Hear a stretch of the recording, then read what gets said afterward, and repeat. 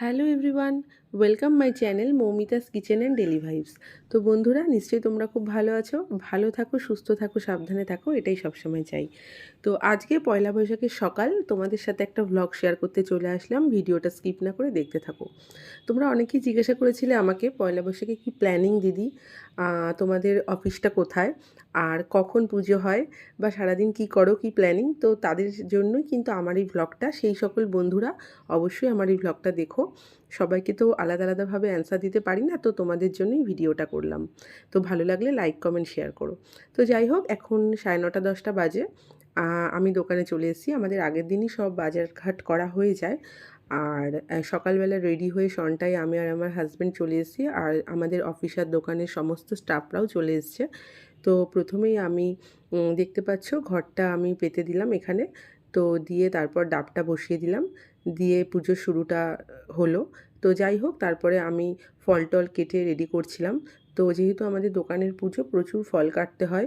প্রায় ধরে নাও 12-13 কেজি তো হবেই।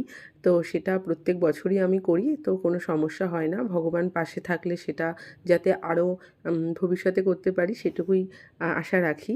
তো যাই হোক, ভীষণ ভালো লাগে, খুব মজা করেই ঠাকুরের কাজগুলো করি।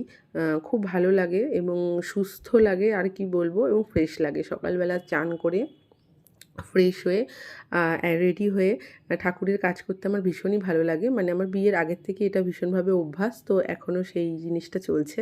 তো যাই হোক, তোমরা অনেকেই আমাকে বলেছো যে দিদি তুমি কি করবে পয়লা বৈশাখের দিন। তো পয়লা বৈশাখের দিন সকালবেলা আমি ন্যাচারালি আমাদের দোকানের পুজোতেই যাই। আর পুজো মোটামুটি 3টে 3:30 পর্যন্ত চলে। তো তারপরে তো প্রসাদ দেওয়ার ব্যাপার থাকে।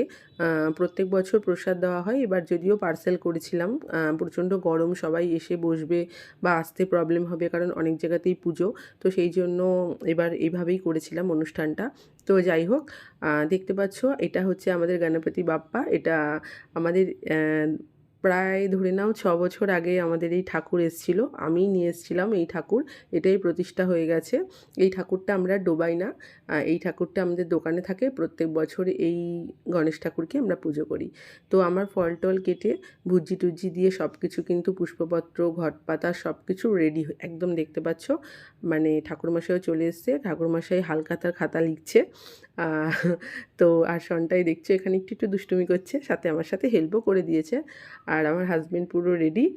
সবাই পুরো রেডি পুজোর জন্য, একদম প্রিপারেশান সব কিছু স্টার্ট হয়ে গিয়েছে। আর সনটাই দেখছো এখানে একটু চন্দন বাটছে, কারণ আমি ওটা স্কিপ করে গেছিলাম, ভুলেই গেছিলাম প্রায়।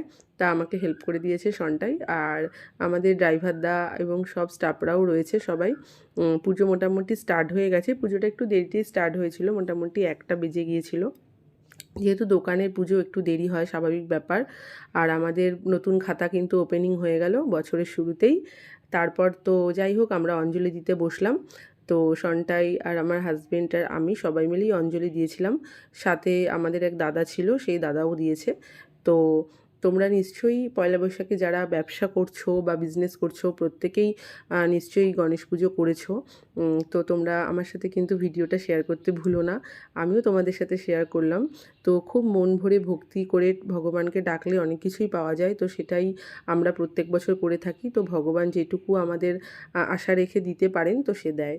তো যাই হোক, তো দেখতে পাচ্ছ আমাদের এখন যজ্ঞ হবে। তো যজ্ঞর আগে আমাদের আরতিটা স্টার্ট হবে। তো আরতিটা মোটামুটি শুরু হয়ে গেছে। আরতিটা হওয়ার পরেই যজ্ঞ হবে, কারণ মেনলি পুজোর মধ্যে যেটা শুনেছি, সনাতন ধর্মের মধ্যে যে যজ্ঞটাই ভগবান খুব ভালোভাবে নেয় এবং পান, সেটা যদিও এটা শোনা কথা। তো সেই বছর থেকে, শোনার পর থেকেই আমি যজ্ঞটা শুরু করেছিলাম আমাদের দোকানের জন্য। তো যাই হোক, তো দেখতে পাচ্ছ তোমরা যজ্ঞ স্টার্ট হয়ে গিয়েছে। ভীষণ গরম লাগছিল, কিন্তু কিছু করার নেই। তো ভগবানের জন্য এটুকু তো করবই। আর শনটাই এখানে ছোটো ছোটো দুষ্টুমি শুরু করে দিয়েছে। তো দেখতে পাচ্ছ, যাই হোক, আমাদের পুজো কিন্তু মোটামুটি এখন 2:30 বাজে, শেষ হলো। প্রায় 1-1.5 ঘন্টা ধরে আমাদের ঠাকুরমশাই পুজো করে। পলাশদাকে তোমরা সবাই চেনো, ও কিন্তু খুব ভালো পুজো করে। মানে পায়রাডাঙ্গাতেই ওর বাড়ি।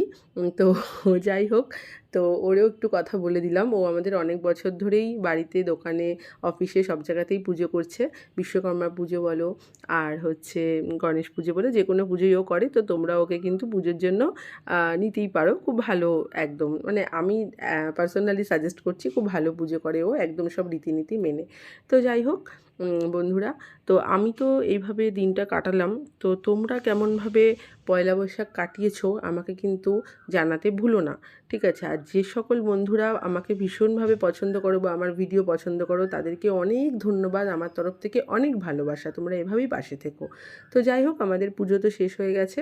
এইবার আমি পার্সেল করতে বসলাম। দেখতে পাচ্ছ এই বছর সব পার্সেল করে দিয়েছি, আর গরমের মধ্যে প্রসাদ দেওয়ার ব্যাপারটা রাখিনি। তো যাদেরকে প্রসাদ দিতে পেরেছি তারা আমাকে সবাই জানিয়েছো, অনেক ভালোবাসা, ধন্যবাদ জানিয়েছো। আমার তরফ থেকেও তাদেরকে অনেক ভালোবাসা, ধন্যবাদ। আর যাদেরকে দিতে পারিনি তারা নেক্সট ইয়ারের জন্য রেডি থেকো।